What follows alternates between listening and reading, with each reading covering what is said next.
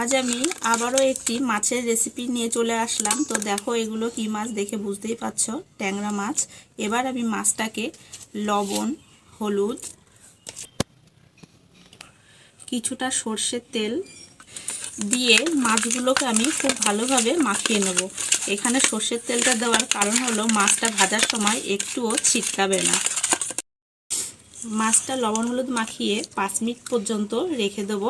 এবার আমি মাছটা রান্না করার জন্য সমস্ত উপকরণ নিয়ে নিয়েছি। আজ আমি ট্যাংরা মাছের যে রেসিপিটি বানাবো খেতে কিন্তু খুবই টেস্টি হয়। তো চলো রান্নাটা শুরু করে দিই, তোমরা স্কিপ না করে দেখতে থাকো। রান্নাটা করার জন্য এবার পরিমাণ মতো সর্ষের তেল দিয়ে দেবো। তেলটা গরম হয়ে গেছে, এবার আমি মাছটা দিয়ে দেবো।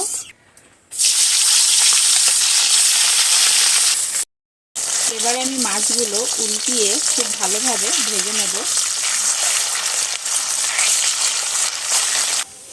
মাছটা আমার খুব ভালোভাবে ভাজা হয়ে গেছে, এবার আমি তুলে নেব।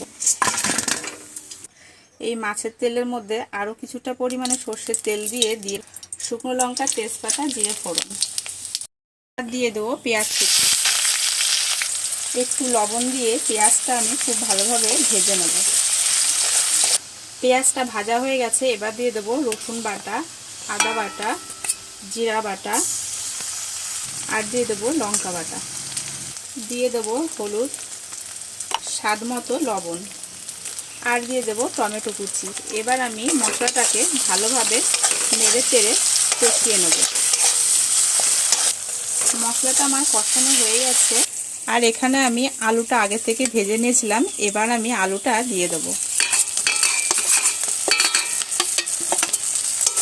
দিয়ে আবার একটু কষিয়ে নেব।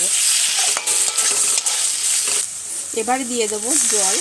খুব একটা বেশি জল দেবো না, আজ আমি ট্যাংরা মাছের ঝোলটা একটু গা মাখা মাখায় রাখবো।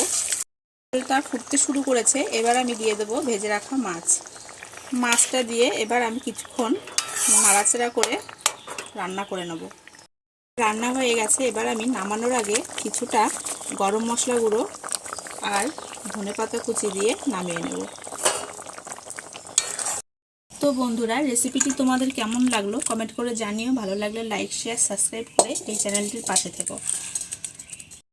আজ এই পর্যন্তই। চলো তোমাদের সঙ্গে আবার কোনো অন্য রেসিপি নিয়ে আসবো।